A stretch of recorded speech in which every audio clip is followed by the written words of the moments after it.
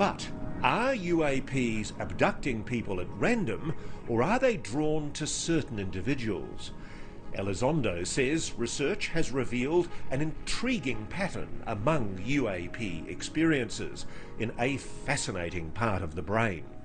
This is a part of the brain known as the quadrate putamen, and it is a very specific part of the brain. It's responsible for all sorts of stuff, and some have even speculated precognition But certainly intuition. Intuition for sure. Elizondo says the caudate putamen is larger in people with alleged psychic powers, what the government has called remote viewing. What about people who've had UAP experiences? Very interesting. The same thing. And by the way, that's not me telling you. These are medical doctors and scientists. Stanford immunologist Dr. Gary Nolan has been researching this topic, and while his conclusions are not definitive, there are two working theories. One, that people with naturally large caudate putamen might attract UAPs like an antenna.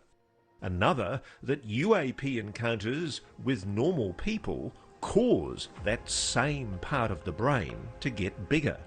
And there is a lot of information to substantiate that this is real morphology occurring in the human brain. Elizondo argues that people with enhanced caudate putamen might have a talent both for remote viewing and communication. Can I say something? Absolutely. What if this is Shadim giving people nevuah? You can feel free to translate that. Not Shadim, but angels giving people nevuah back. It may have something to do with that. You might be right with the first thing that you said. For the folks at home, he said, "What if these are shadim? Shadim are the other sentient life that God put here on Earth besides human life, who are intelligent beings. They're non-corporeal, or they're not fully corporeal like we are. Some of them are bad news, are evil, and it's what some Christians would call demons, right? I think most of them have nothing to do with us, but the ones that get involved with humans are demons.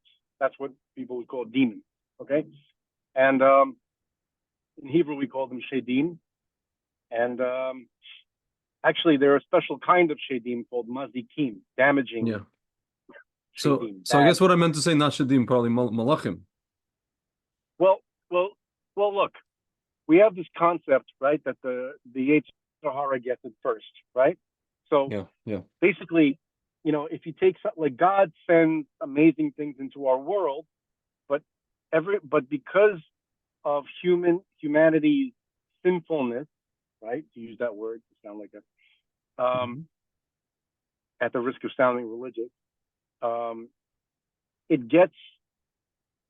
it falls into the hands of evil.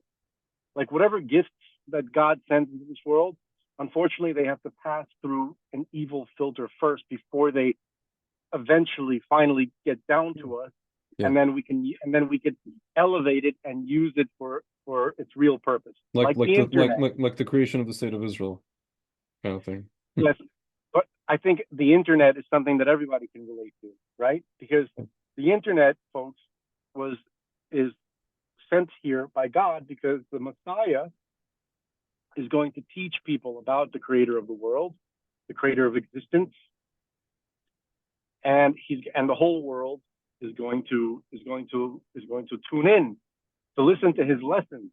Yeah. How are you going to get the whole world to listen? Well, the internet, that's what the internet is for. The internet is for a godly purpose. It's to make the world godlier. But in the meantime, porn, nothing but porn. Okay?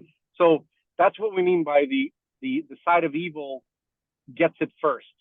Yeah. Right? They try to ruin it. That God sends a gift into the world, try to ruin it. So this could be the introduction to the supernatural world, the world of heaven, right? Yeah. Like when God finally rips opens a door where heaven and earth begin to mix. The spiritual realm and the corporeal world that we're in start to mix. It can happen in a beautiful way where it's automatically the holiest angels, and we get only the good stuff. But it might start out a little dark, and then we have to wrestle it away from the side of evil, and then eventually we can get the good, the good stuff. But it's possible that our introduction to this may be a little bit rocky, so it could be demonic things. Yeah. Was that a good translation? Yeah, sounds good to me.